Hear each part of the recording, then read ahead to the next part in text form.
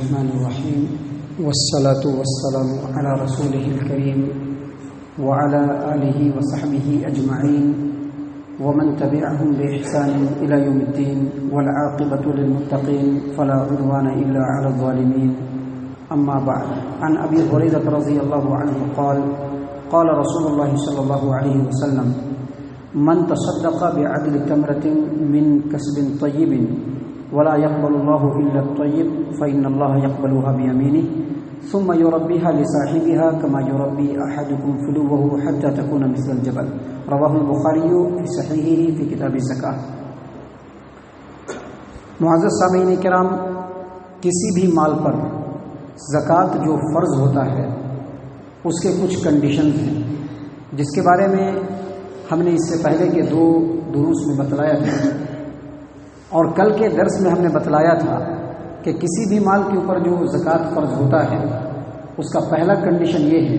کہ جو مال ہو اس کے اوپر مکمل اختیار ہو، مکمل ملکیت ہو. مکمل ملکیت ہوگا، کسی دوسرے کا اس میں دخل نہیں ہوگا، تبھی جا کر کے اس مال کے اوپر زکوٰۃ فرض ہوگا. اور دوسری جو شرط ہے وہ یہ کہ اس مال کے اوپر ایک ہی آدمی کی ملکیت ہو، پورے امت کا مال نہ ہو، رفاع عام کا مال نہ ہو،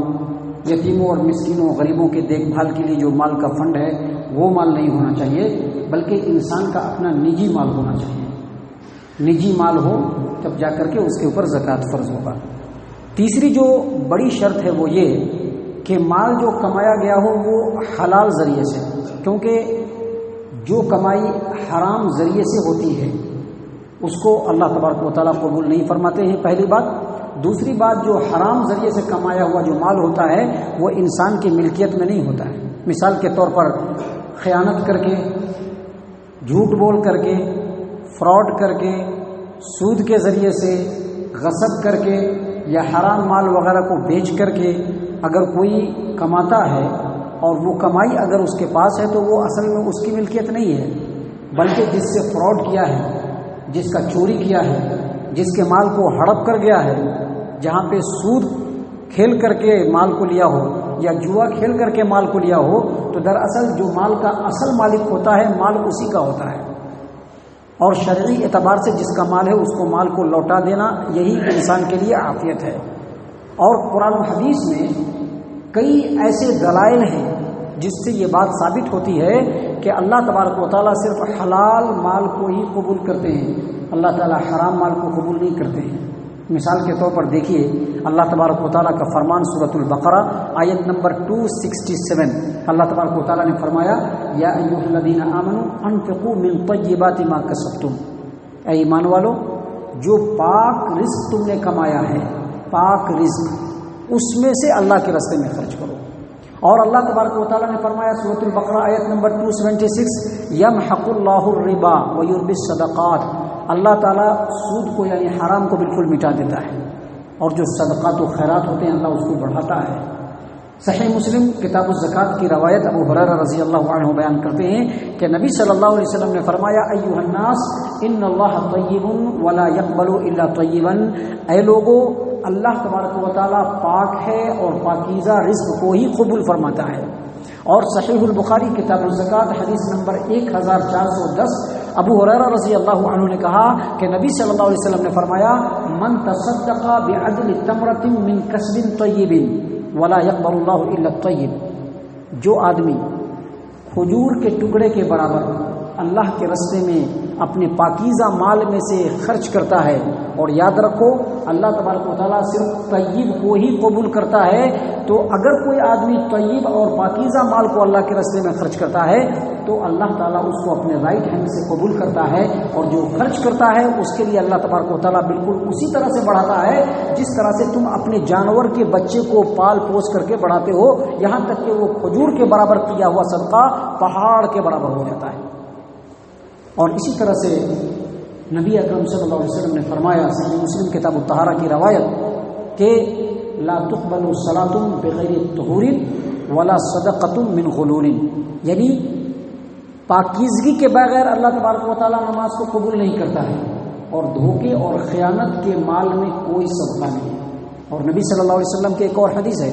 جو صحیح موارد الزمان میں ہے کہ ابو ہریرہ رضی اللہ عنہ نے کہا کہ نبی صلی اللہ علیہ وسلم نے فرمایا کہ اگر تم اپنے مال میں سے زکوٰۃ نکال دیتے ہو تو تم اپنے اس حق کو ادا کر دیے جو تمہارے مال پر تمہارے اوپر تھا، اور اگر کوئی آدمی حرام مال جمع کرتا ہے اور حرام مال کو جمع کر کے اس میں سے زکوٰۃ اور صدقات کرتا ہے تو اس کا اجر تو اس کو نہیں ملے گا، البتہ یہ زکوٰۃ اور صدقات کرنے کا وبال اس کے اوپر مزید پڑ جائے گا۔ معزز سامعین کرام، امام عبد الرحمن مبارک پوری اپنی کتاب تحفۃ الاحوذی شرح جامع ترمذی کے والم نمبر 3 پیج نمبر 371 پر واضح طور پر کہا ہے کہ جو آیات اور حدیث کے اندر طیب کا لفظ آیا ہے، طیب اس کا مطلب ہے حلال مال، چاہے قرآن میں ہو چاہے حدیث میں ہو، یہ جو طیب مال پاکیزہ مال کا جو ذکر آیا ہے اس سے مراد حلال مال ہے، اور اس سے یہ اشارہ ملتا ہے کہ اگر کسی آدمی کے پاس حرام مال ہو اور وہ اللہ کے راستے میں خرچ کرے تو اللہ تعالیٰ اس کو قبول نہیں کریں گے۔ اور اسی جگہ پہ امام عبد الرحمن مبارک پوری نے امام قرطبی کے قول کو نقل کیا ہے کہ امام قرطبی نے کہا کہ اگر کوئی آدمی حرام کمائی میں سے زکوٰۃ یا صدقات اللہ کے راستے میں نکالتا ہے تو وہ قبول نہیں ہوگا، کیونکہ وہ جو حرام مال ہے وہ اس کی ملکیت نہیں ہے۔ تو اس سے یہ پتہ چلا کہ کسی بھی مال کے اوپر جو زکوٰۃ فرض ہوتی ہے اس میں سے کئی کنڈیشن میں سے پہلا کنڈیشن یہ ہے کہ مال مکمل ملکیت میں ہو، پورے کسٹڈی میں ہو۔ نمبر 2، مال کا مالک اکیلا آدمی ہو۔ نمبر 3، مال حرام ذریعے سے نہیں کمایا گیا ہو۔ اس کے بعد چوتھے اور پانچویں اور مزید شروط ہیں جو انشاءاللہ کل اور کل کے بعد کے درس میں ہم آپ کے سامنے پیش کریں گے۔ اللہ تبارک و تعالیٰ سے دعا ہے کہ اللہ تعالیٰ ہم تمام کو نیکی کی طرف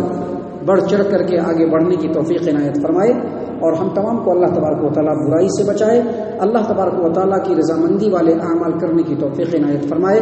آمین یا رب العالمین۔ وما علینا الا البلاغ المبین۔